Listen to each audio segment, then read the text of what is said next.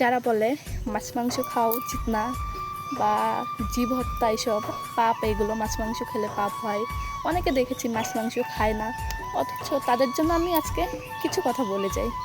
খাদ্য শৃঙ্খল বলে একটা জিনিস রয়েছে, যা আপনি খাচ্ছেন সবই কিন্তু জীব হত্যা। আপনি যে দই খাচ্ছেন না, তার মধ্যে ল্যাক্টোবিরাস ব্যাকটেরিয়া থাকে, ওরাও কিন্তু অণুজীব, ওদের খেলেও কিন্তু জীব হত্যা হয়ে থাকে। ছোলা খাচ্ছেন, ওটাও এক একটা গাছের জীবনের বীজ, ওটা খেলেও জীব হত্যাই হচ্ছে। তাই কে কী খেলো সেটা দেখো না, কে কেমন আগ্রহ মনে সাধন ভোজন করছে সেটাই প্রধান। মানুষ হলো সর্বভোগ প্রাণী, যেমন মাছ মাংসও খাবে, ঠিক তেমনি শাকসবজিও খাবে।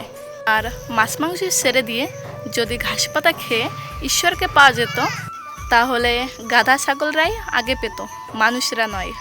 ঘাস পাতা নাকি শুদ্ধ খাবার, এইগুলো খেলে নাকি মানুষের মন শুদ্ধ হয়। তাহলে যুক্তি অনুযায়ী দেখবেন, যারা এই সমাজে ঘাস পাতা এসব খায় না, তারাই কিন্তু কুটু কথা, খারাপ কিছু, লোকের নিন্দা এইসবই বেশি করে। ভোলে তেরা নাম জপু